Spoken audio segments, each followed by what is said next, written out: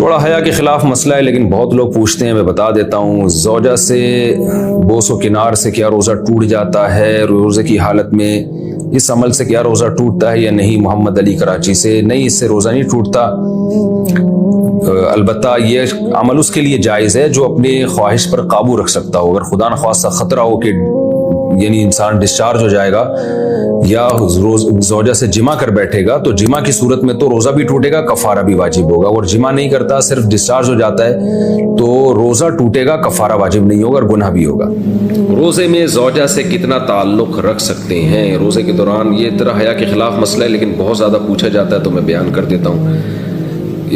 अगर कोई रोज़े की हालत में ज़ौजा से सोहबत कर ले तो क्या हुक्म है? बख्ज़ादा दुबई से। अगर रोज़े में ज़ौजा से सोहबत कर लिया आपने, इंटरकोर्स कर लिया, तो 60 रोज़े लगातार रखने पड़ेंगे। रोज़ा भी टूट गया, क़ज़ा भी करनी पड़ेगी एक, और 60 रोज़े भी लगातार रखने पड़ेंगे। ये कफ़ारा है इसका। और अगर इंटरकोर्स नहीं किया तो फिर जायज़ है। अलबत्ता अगर कोई मर्द ज़ौजा से ताल्लुक़ के दौरान जो है ना, मुसाहबत के दौरान डिस्चार्ज हो जाए, तो मर्द का रोज़ा टूट जाएगा, लेकिन कफ़ारा लाजिम नहीं होगा, क़ज़ा लाजिम होगी और गुनाह भी होगा।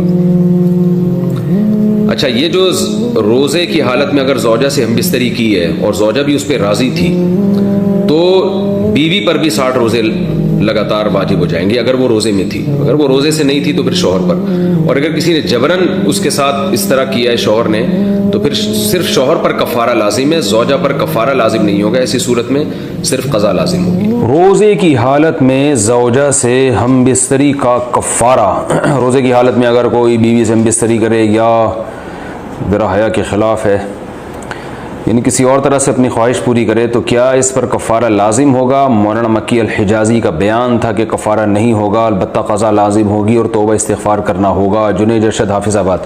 ऐसा नहीं है, मौलाना मक्की अल हिजाज़ी ने ऐसा, उन्होंने हज़रत ने ऐसा नहीं कहा। ज़ौजा से अगर हम बिस्तरी कर ली है तो 60 रोज़े लगातार रखने पड़ेंगे, और अगर किसी और तरह से हाथ वगैरह से किसी ने अपनी ख्वाहिश पूरी की है तो गुनाह तो बहुत होगा और रोज़ा भी टूट जाएगा, मगर कफ़ारा लाजिम नहीं होगा। कफ़ारा सिर्फ रोज़ा खाने पीने से जो रोज़ा तोड़ते हैं या ज़ौजा से हम बिस्तरी से जो तोड़ते हैं, उन पर कफ़ारा लाजिम होता है।